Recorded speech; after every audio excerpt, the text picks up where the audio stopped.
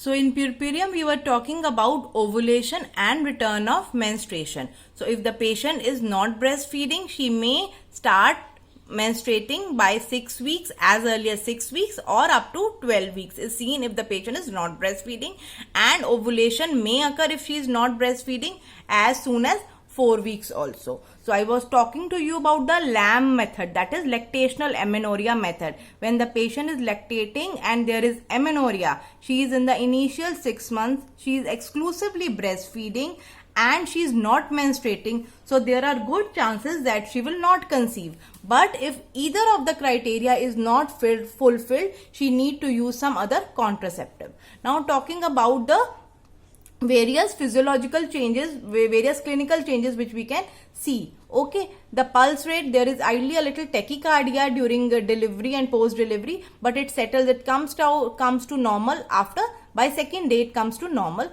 The temperature also remains normal, but there is a slight increase by third to fourth day because there is filling of breast with milk. So now lactation process is starting and breasts are ready to initiate that process. Okay, so because the breasts are full with milk, so there can be a little slight increase in temperature, but it is never more than 99 degree. There can be increased frequency of micturition on the second and third day. Sometimes because the patient is under pain, there are chances of urinary retention also. Neurologically, the bladder supply, there is some stasis and there can be urinary retention also in some cases. But when the pain is relieved, the cycle becomes normal. Chances of constipation are there. There is decrease in weight by 5 to 6 kg because the fetus is born now, the baby is born, and the placenta is delivered, the liquor, the fluid loss in the form of liquor and blood is there. So the female, whatsoever was her weight at the time of delivery, so in puerperium period there will be a automatic fall of weight by 5 to 6 kg. Now hematological parameters, what we say, there may be rise in the WBC count, there is rise in the platelet, and there is rise in the coagulation factor. So delivery is a hypercoagulable state. There are more of the clotting chances. So patient should be asked to move. She should not be asked to lie down. She should be asked for early ambulation. Early ambulation means she should get up from the bed and do some movements. Or if she is on the bed, she should do movements. Exercises are being taught to the female so that the blood does not. It should not be stasis should not be done because blood is in a hypercoagulable state and there are chances of embolism. Okay, now talking about lochia. Lochia is a vaginal discharge which occurs from the genital tract for the first fortnight. So from where lochia is originating means after delivery, whatsoever discharge is coming from the vaginal tract, it is called as lochia for the first fortnight, 15 days, 15 to 21 days. It originates from the uterine body, from the cervix and vagina. So these are the sources from which that discharge is coming. It is offensive, fishy and smelly, and it is alkaline. The pH is initially alkaline for a few days and then it becomes acidic by the end.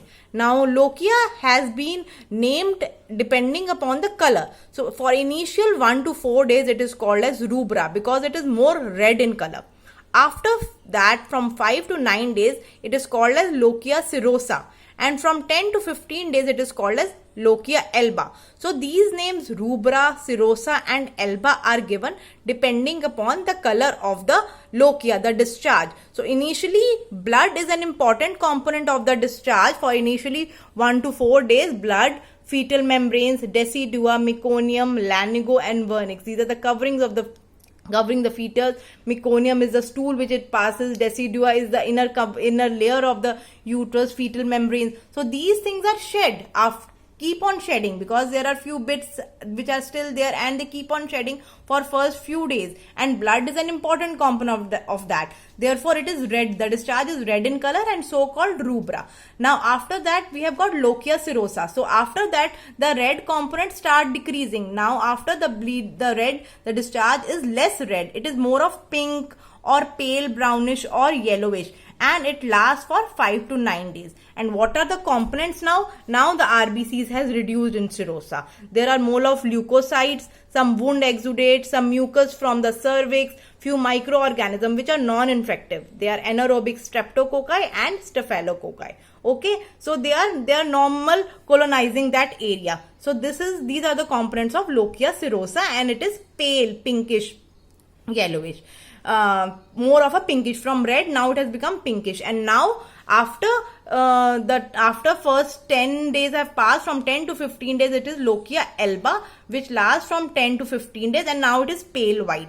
It has got decidual cells, leukocytes, mucus, cholesterol crystals, fatty and granular epithelial cells, and microorganisms. So these are the various microscopic elements which we see in the discharge. So as we can see, when we are going from rubra to alba, the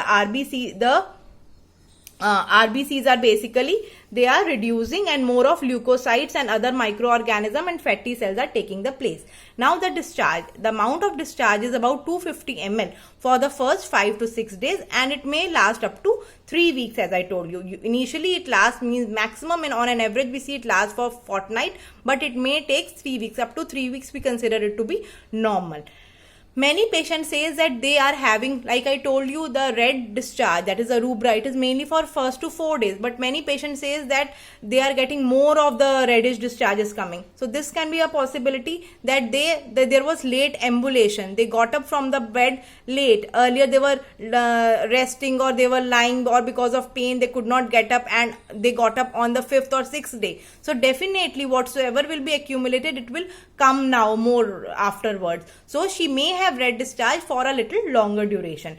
Now sometimes the discharge is scanty. Many patients say that we didn't have discharge, we bled for say 5-6 days, and after stage there was no discharge. So these are cases in premature labors, preterm labors. These cases, this condition can be seen. Now more of discharge is seen if the patient has delivered twins, because there is more of the surface area, so more of the discharge can be done. Hydromnios is a condition when the liquor which is surrounding the fetus, that is more, which we call as polyhydramnios, means liquor is more. So if the liquor is more, there is more of stretching of the uterus, so again the surface area involved will be more, there is more of the discharge. Now clinical importance of lochia. How do we check about the lochia? We ask the female to show the vulval pad which she has applied. We see for the odor, it is, as I told you, it is fishy, offensive odor. But if there is a very altered, malodorous kind of thing which is very, very foul smelling, we should keep something in mind that there can be some retained cotton piece is there or not. So look for it. Now, as I told you, amount can be less or more. So in physiological condition, I have told that amount can be more, like I have told you in twins and hydromnios it can be more, it may be less in premature labor. But there are certain pathological conditions also which are responsible for more or less discharge. So if there is infection, the discharge may be more.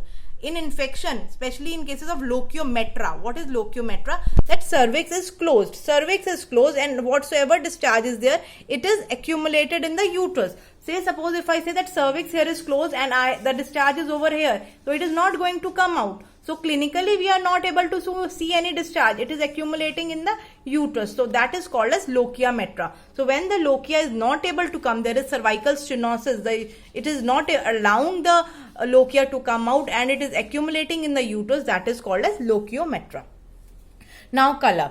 Now if suppose we are having more of red blood, that I am saying that okay, there are cases when the patient is getting a plate, so the red blood may be a little more for duration. But if suppose there are chances that we find that there is subinvolution, the uterus is not involuting at the normal pace it should be, we should look for retained bits. Or if the patient says that I have been having bleeding or red discharges coming for 15-20 days, so look whether there are certain bits of placenta remaining, any fetal membrane or anything is there in the cavity which is not allowing it to involute properly. And duration should ideally be 3 weeks, but if the duration is more, look for any local genital lesions. So this was all about our first class on puerperium. Next we will be covering about lactation and its physiology. Thank you.